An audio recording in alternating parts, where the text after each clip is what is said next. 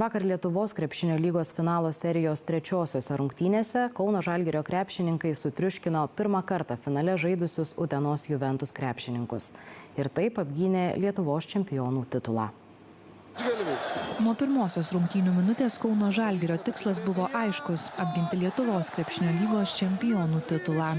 Tai jie ir padarė. Užtikrintai pradėjo rungtynes, kauniečiai aišku pranašumą išlaikė iki paskutinės jų akimirkos, kai galiausiai 95-77 sutriuškino Utenos Juventus komandą ir net 26 kartą klubo istorijoje kėlė čempionų trofėjų į viršų.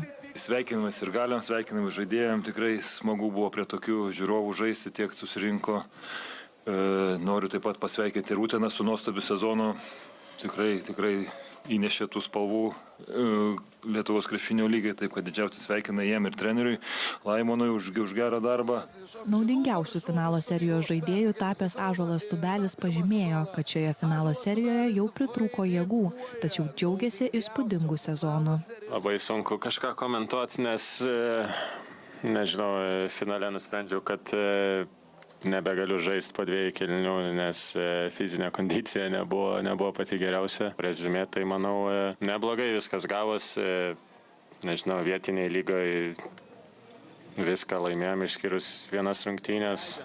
Rungtynėms besibaigiant Žalgirio treneris Tomas Masiulis paprašė keitimo, tada parketą paliekantis Silveinas Francisko buvo palydėtas plojimais. Tai paskutinį kartą atsisveikinant su vienu geriausių visų laikų Žalgirio žaidėjų. Pats Francisko po rungtynių sirgaliams pranešė. Tai buvo paskutinės rungtynės, jam dėvint Žalgirio marškinėlius. Noriu visiems labai padėkoti, labai ačiū visai Žalgirio komandai už tai, kad mane priėmė su ištiestomis rankomis. Kai atvykau čia, man buvo labai sunku, tačiau sirgaliai man labai padėjo. Niekur nemačiau tokių sirgalių, kurie būtų lyg šeima. Kauno Žalgiris per visą šį Lietuvos krepšinio lygos sezoną pralaimėjo tik kartą. Į viršų iškėlė ne tik Karaliaus Mindaugo taurę, bet ir Lietuvos čempionų trofėjų, bei Eurolygoje finišavo 5. pozicijoje.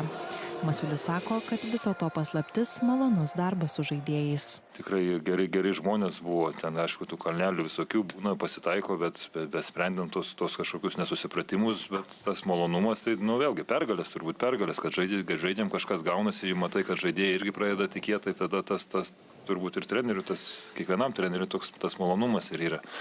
Dar jeigu gaunasi iškovoji titulus, tai čia svarbiausia yra. Nors ir pralaimėjus, penktadienio vakaras svarbus ir istorinį sezoną išgyvenusiai Utenos Juventus komandai. Uteniškiai pirmą kartą klubo istorijoje žaidė LKL finale. Tai pabrėžė ir komandos trenerių vos prieš kelis mėnesius tapęs Laimonas Eglinskas. Kūrėm tą pasaką ir gaila, ne visos pasakos baigėsi gražiai. Šiandien pasaka buvo su nelaiminga pabaiga, kažkam laiminga. Bet aš labai didžiuojuosi komanda, kolektyvų, su kurio aš darbavausi, organizacija, kuri mane priėmė. Aš esu labai jiems dėkingas už tą suteiktą man šansą. Tuo metu mažajame finale dėl bronzos tęsiasi kova. Šiuo metu serijoje iki 3 pergalių Klaipėdos Neptūnas prieš Panevėžio Lietkabelį laimi 2-1.